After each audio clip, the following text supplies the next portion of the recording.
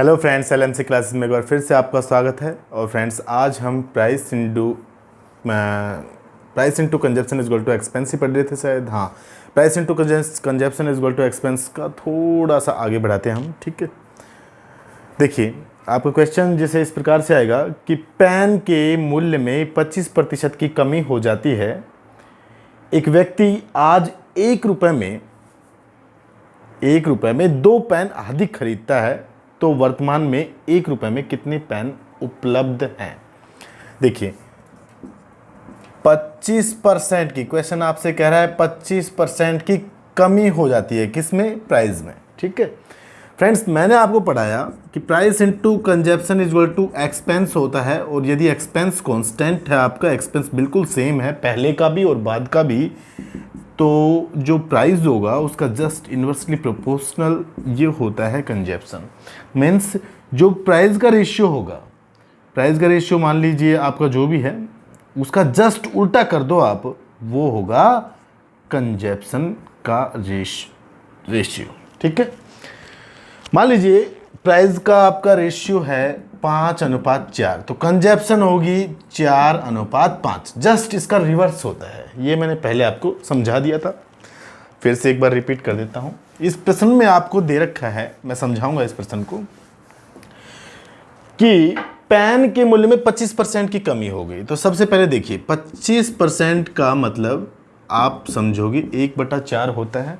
मूल्य में कमी हो गई तो इसका मतलब पहले का मूल्य ओल्ड होता है, और ये क्वेश्चन बताएगा आपको कि भाई इंक्रीज हुआ है या फिर डिक्रीज हुआ है, तो कमी हुई है या वृद्धि हुई है। तो इस क्वेश्चन में देखिए डिक्रीज हुआ है, तो आप लिख दोगे कि सर ये लो।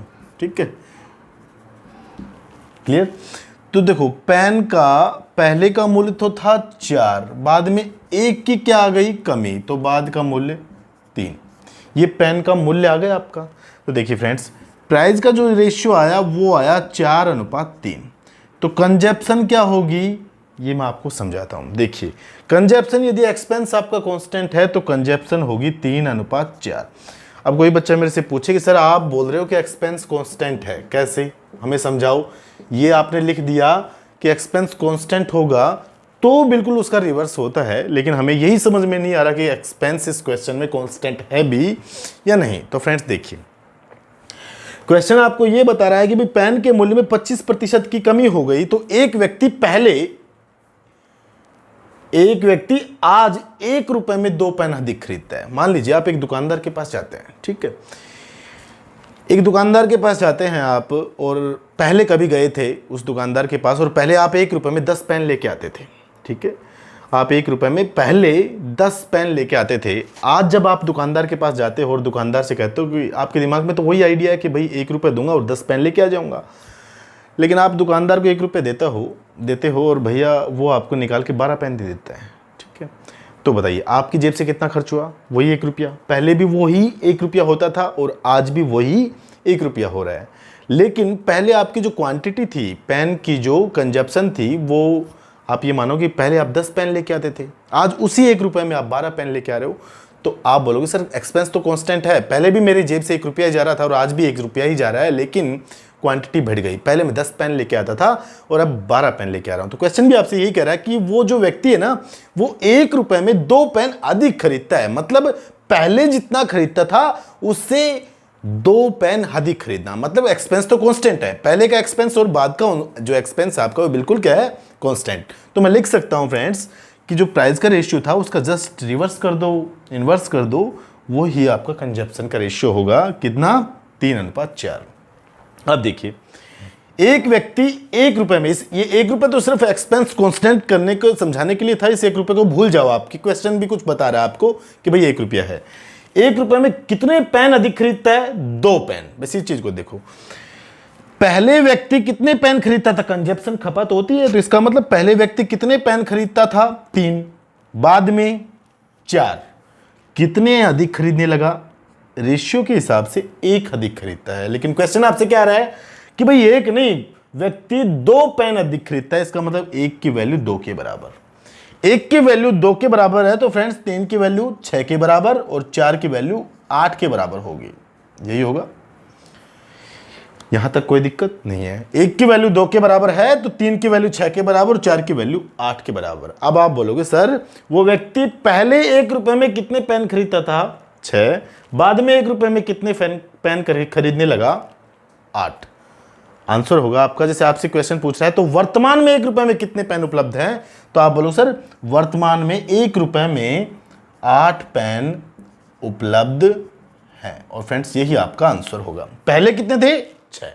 ठीक है, देखिए फ्रेंड्स समझ में आ गया होगा। बिल्कुल बिल्कुल सिंपल क्वेश्चन है। इस प्रकार के क्वेश्चनों में आपको सिर्फ ये समझना होता है कि भाई एक्सपेंस कांस्टेंट है, ये समझना है हमें। ठीक है, जैसे नेक्स्ट क्वेश्चन आपका, पेन के मूल्य में 20% की कमी हो जाती है तो एक व्यक्ति 2 रुपए में 4 पेन अधिक खरीदता है।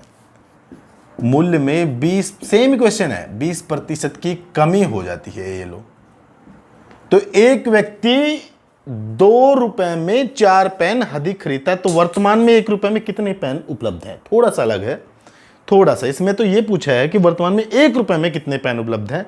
तो देखिए सेम चीज है, एक्सपेंस कांस्टेंट है, यहां तक समझाने की मुझे कोई जरूरत नहीं है।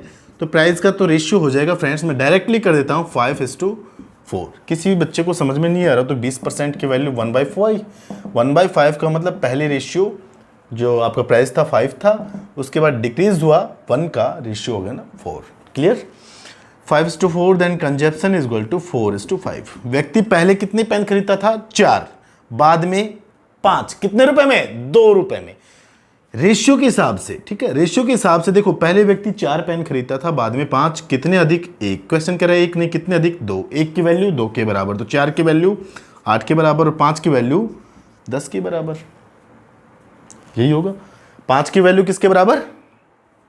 10 के बराबर। ओ सॉरी, देखिए 1 रुपए में 2 पेन अधिक नहीं खरीदता था फ्रेंड्स, इसमें लिख रखा है, क्वेश्चन में लिख रखा है कि पेन के मूल्य में 20% की कमी हो जाती है तो एक व्यक्ति 2 रुपए में 4 पेन अधिक खरीदता है। यहां पे देखिए आप कितने पेन अधिक खरीदता है? 1। क्वेश्चन कह रहा है 1 नहीं, कितने? 4। 1 की वैल्यू 4 के बराबर, तो 4 की वैल्यू 16 के बराबर और 5 की वैल्यू 20 के बराबर, ये होगी। ठीक है, यहां तक कोई दिक्कत नहीं। व्यक्ति 2 रुपए में पहले कितने पेन खरीदता था? 16, और उसी 2 रुपए में बाद में कितने पेन खरीदने लगा? 20। कितने रुपए में? 2 रुपए में। लेकिन क्वेश्चन आपसे पूछ क्या रहा है कि बताओ वर्तमान में 1 रुपए में कितने पेन उपलब्ध हैं, तो आप बोलो सर वर्तमान में 2 रुपए में यदि 20 पेन चाहिए, 20 पेन मिलते हैं मुझे, तो 1 रुपए में कितने पेन मिलेंगे? 10, और ये 10 आपका आंसर होगा। ठीक है, थैंक यू फ्रेंड्स। वीडियो पसंद आया हो तो प्लीज़ लाइक कीजिए, शेयर कीजिए, सब्सक्राइब कीजिए। अगली क्लास में मिलते हैं। Thank you.